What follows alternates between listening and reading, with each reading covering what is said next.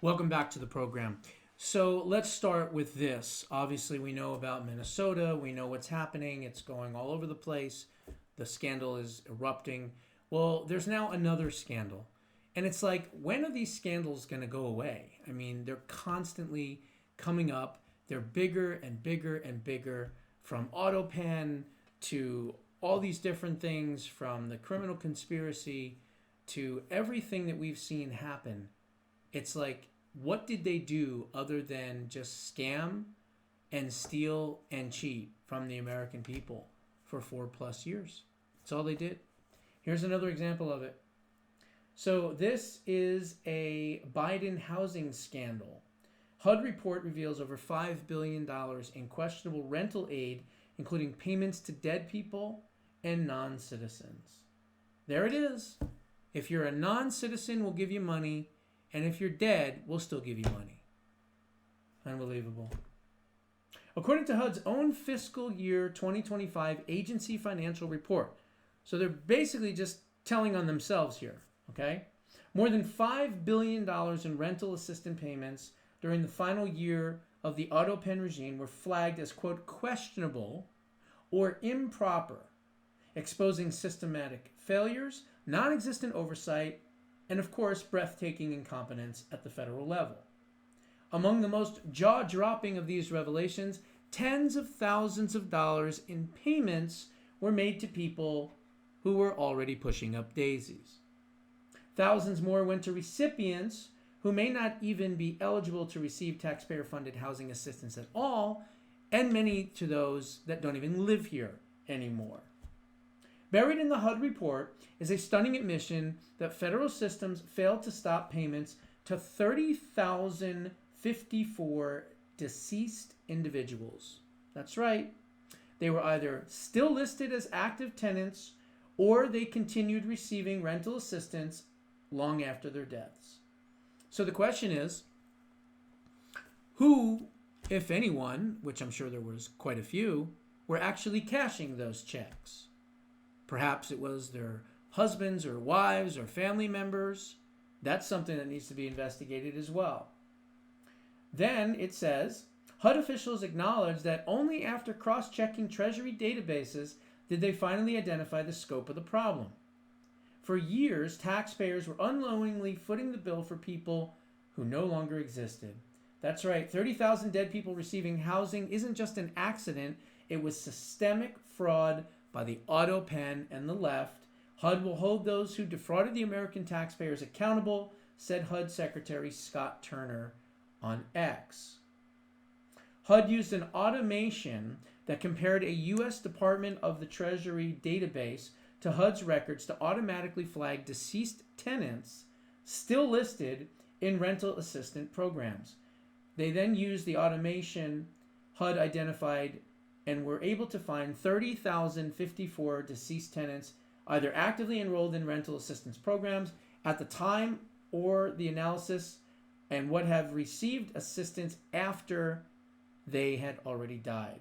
Using this new tool and the Treasury database, it allowed HUD to better confirm that taxpayer money is going where it should go and take actions to keep it from going where it shouldn't.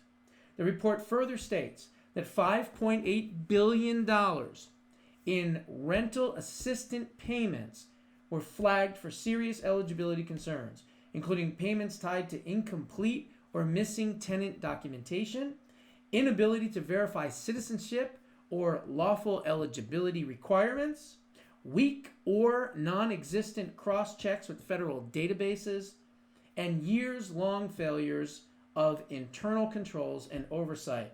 HUD officials acknowledge that thousands of recipients may not have been eligible, including non-citizens, yet payments continued to flow their direction every single day. HUD reviewed the fiscal year 2024 rental assistance payments, a total of $50.4 billion, which identified payments to deceased tenants and tenants involved with invalid Social Security numbers. HUD evaluated all 4+ million tenant records and the registration status of more than 21,000 recipient organizations, uncovering eligibility issues affecting more than 200,000 tenants and identifying questionable payments totaling $5.8 billion. Even more stunning and damning was HUD's leadership openly admitted in this report that financial controls deteriorated under the Autopen administration, creating material weaknesses in governance, data integrity, and payment oversight. There it is. They purposely did this. They wanted to steal as much money as they could from taxpayers. That's why they've looked the other way in Minnesota and elsewhere. That's why they did what they did. That's why they used the Autopen. That's why they did all these other crazy things, including just wide open, just letting anyone into the country that wanted to come in, because they were making money hand over fist. The NGOs were making money. The Catholic charities were making money. The border people were even making money. Border Patrol agents were on the take in the other administration. They all were on the take because they didn't care about anything other than power and money. And they wanted to flood the country with illegal aliens that would then be able to vote so that we wouldn't be able to vote, and they would have a one-party rule. Well, thank God President Trump won and stopped that bullshit from happening. These failures directly enabled billions of dollars to be wasted, money that could have gone to American citizens, veterans, seniors, and of course, the truly needy. It's just one right after another, Look, you've got the Washington, D.C. scandal where they were saying that crime was getting better when it really wasn't because they weren't reporting crime correctly. You've got the SNAP program. 42% of all of these Somalians, 42% are on illegal benefits because most of them are using illegal documents, right?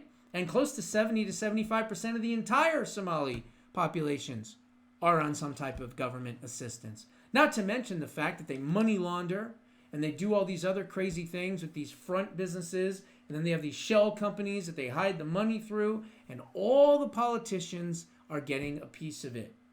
All of them, including the TSA.